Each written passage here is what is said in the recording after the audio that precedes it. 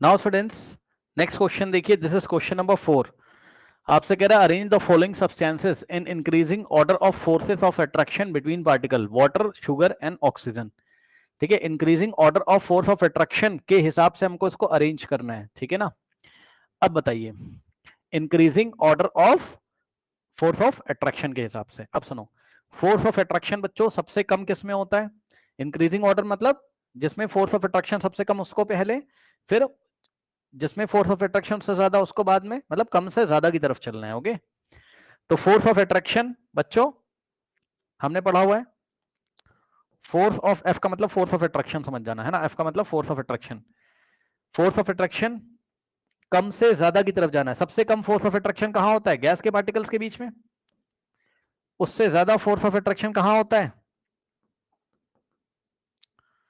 Liquid के particle. ये greater का साइन, ये लेस का साइन। लेस मतलब force of attraction between the particle of the gas is less than force of attraction between the particles of the liquid, and force of attraction between the particles of the liquid is less than force of attraction between the particles of the solid। तो सबसे ज्यादा किसमें होता है? Solid में। ये increasing order है force of attraction का,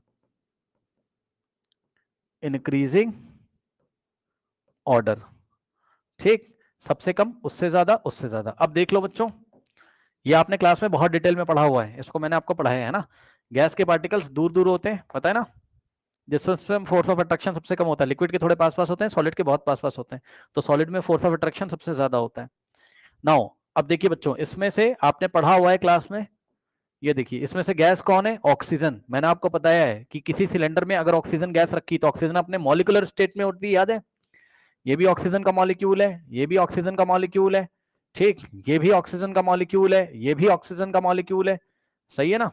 ओके, नाउ सो यहां आ जाएगा ऑक्सीजन,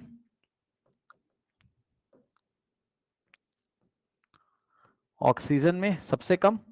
उससे ज्यादा किस में होता है? गैस के बाद लिक्विड। लिक्विड कौन है बच्चों? चेक कर लीजिए, वाटर। ये लिक्विड है ना, तो उससे ज्यादा आएगा किसमें? लिक्विड में। ठीक, तो वाटर। एंड नेक्स्ट सबसे ज्यादा किस में होगा? सॉलिड में। ठीक, तो शुगर क्या है आपका? सॉलिड। सॉलिड शुगर क्रिस्टल पढ़े ना आपने, ये लीजिए, ये इंक्रीजिंग ऑर्डर आ गया आपका। ठीक, कर सकते हो। अब देखिए बच्चों, ये आंसर लिखने का कुछ तरीका है, आप देख लेना एग्जाम में किस तरीके से लिखोगे। यहां पे देखिए, sugar is a solid, the force of attraction between the particle of the sugar are strong, water is a liquid, the force of attraction are here weaker than sugar, sugar से weak होते हैं इसमें, oxygen is a gas, the force of attraction are weakest in the gas। Okay, now thus increasing order of force of attraction between the particle of the water, sugar and oxygen is this। Oxygen में सबसे कम, उससे greater water में, उससे greater sugar में। I think आपको बात समझ में आई होगी स्टूडेंट्स। ठीक है, यहीं पे अगर डिक्रीजिंग ऑर्डर बोल देगा एग्जाम में, तो डिक्रीजिंग ऑर्डर में ऑर्डर रिवर्स हो जाएगा। मैं आपको करके दिखा देता हूं। ठीक, ये इस तरीके से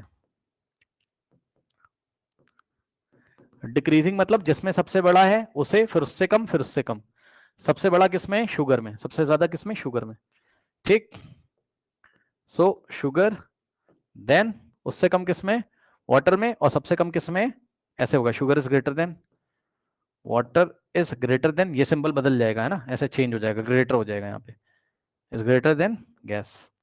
सबसे कम कम हो गया गैस में, ये डिक्रीजिंग ऑर्डर है। ठीक है ना, समझ गए? तो डिक्रीजिंग और ये इंक्रीजिंग, इस तरीके से इस प्रॉब्लम को आप एग्जाम में लिख के आएंगे। ठीक है स्टूडेंट्स, नोट कर लीजिए।